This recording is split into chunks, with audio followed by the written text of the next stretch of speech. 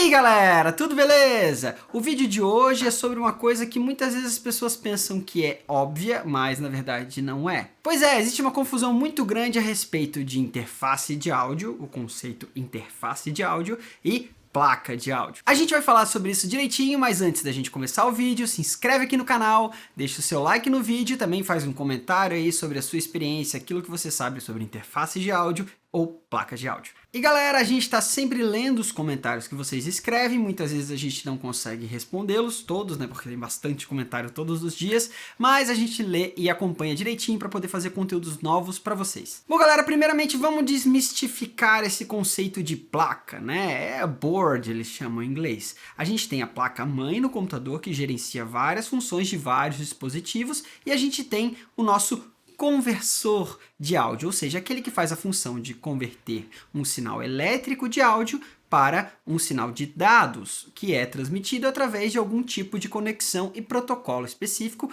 para a placa-mãe. Bom, essa é a placa de áudio e às vezes ela vem embutida lá na placa-mãe, com o conversor próprio dela, com as características específicas dela, inclusive de amplificação, em alguns casos, se é uma placa-mãe mais robusta, com capacitores, etc. Já se você tiver uma placa-mãe com um conversor de áudio mais simples, você vai causar mais problemas na sua conversão. Bom, geralmente utilizar a placa de áudio que está embutida na própria placa-mãe, ou seja, on-board, que a gente chama, faz com que a gente tenha um certo atraso, porque o processador tem que dar conta de várias coisas e a placa-mãe vai ter que gerenciar vários dispositivos que estão conectados diretamente nela. Então, essas funções que primariamente eram da interface de áudio que você pode conectar externa ou de uma placa de áudio externa, a gente já vai ver a diferença, vai ficar para a placa-mãe. Então, a principal diferença que a gente tem entre uma placa on-board e off-board é essa. Bom, a gente chama de placa, mas o correto seria chamar de conversor de áudio. Afinal, a principal função de qualquer coisa aqui é converter esse sinal de analógico para digital com qualidade. Então, Alvin, qual que é a diferença exata entre a placa de áudio, que a gente chama, e a interface de áudio? Bom, é a mesma coisa? Bom, as duas têm essa função primária que eu mencionei, converter o áudio.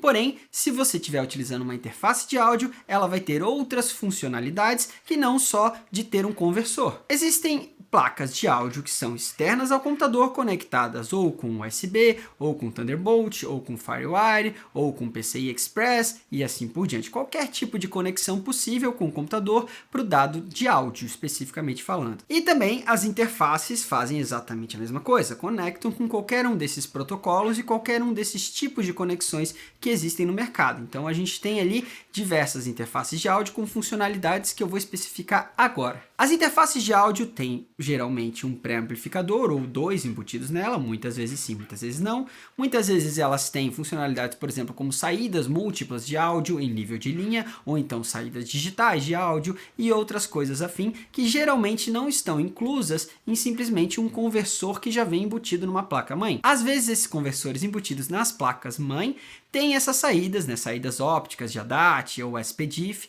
em muitos casos não. Mas, se você tiver um dispositivo externo fabricado exclusivamente com essa função, geralmente ele vai ter uma eficiência maior na conversão, ou seja, vai ter mais qualidade na conversão de dados. Um grande exemplo de placa de áudio são os conversores que são usados nos estúdios profissionais. Na verdade, eles chamam de conversores de áudio porque simplesmente eles não necessariamente têm pré-amplificadores e outras funções embutidas que tem nas interfaces de áudio. Eles têm simplesmente conversores de mais alto nível e uma conexão mais rápida e eficiente possível com o computador. E esses conversores profissionais dos estúdios recebem ou um sinal em nível de linha profissional que veio de um console, que veio de algum pré-amplificador ou de algum outro periférico, né? E vai diretamente para ele e dali ele faz a conversão de analógico para digital. Muitas vezes os estúdios utilizam dois conversores diferentes separados para que eles possam focar especificamente naquela função, converter o áudio de analógico para digital num dos conversores e no segundo conversor converter o áudio de digital para analógico novamente para que você possa monitorar e ouvir o som em tempo real. Agora, as interfaces de áudio, qual é a diferença e o que elas têm exatamente para que a gente chame elas de interfaces de áudio?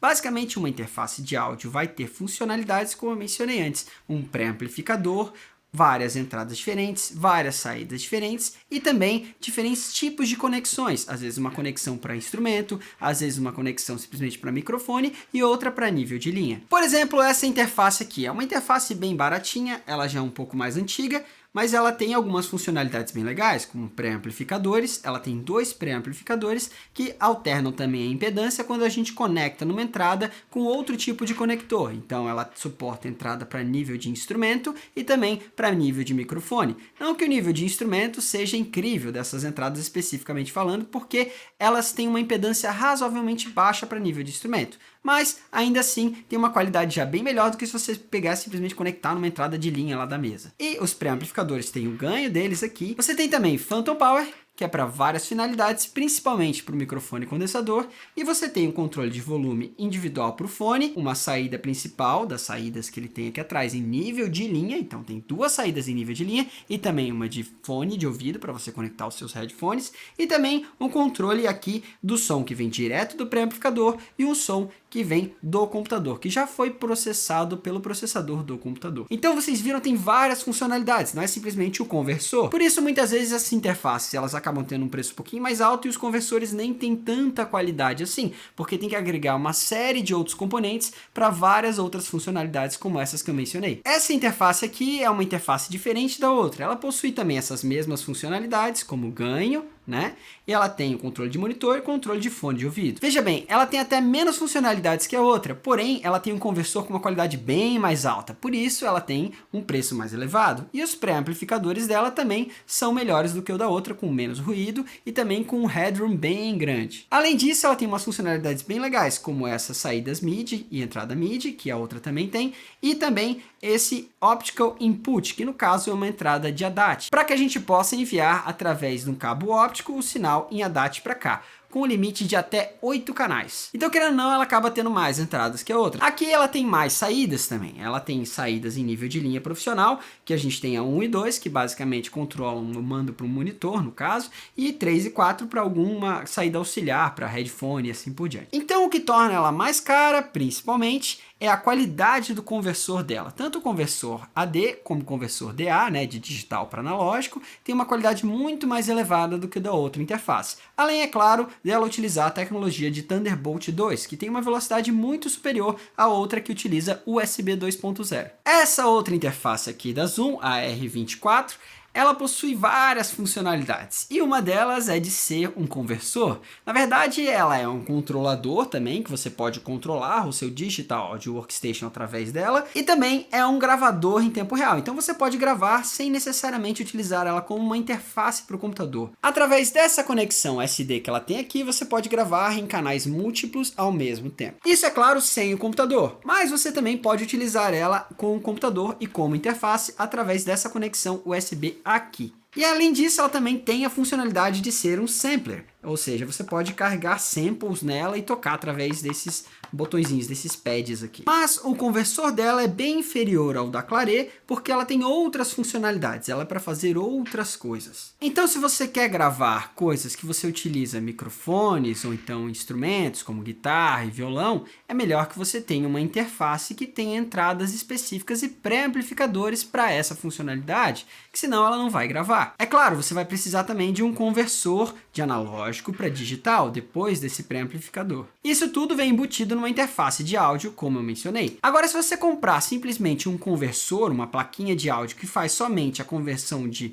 digital para analógico, como aquelas pequenininhas da Behringer, a UMC222, ela não vai ter a mesma funcionalidade porque ela não tem pré-amplificadores. Então, não adianta você comprar ela para gravar voz, para gravar instrumentos e para gravar coisas com conexão de microfone. Para isso, você vai precisar de uma interface com uma dessas que eu mencionei anteriormente. É isso então, galera. Espero que eu tenha esclarecido para vocês o que vocês precisam, né, comprar, e também que vocês tenham curtido o vídeo. Se vocês curtiram o vídeo, não deixe de dar um like aqui embaixo. Se vocês não curtiram, também deem um dislike e comentem aqui embaixo as dúvidas de vocês e os questionamentos que vocês têm para que a gente possa produzir mais conteúdo bacana para vocês. Valeu então, galera, um grande abraço e até mais. Tchau, tchau.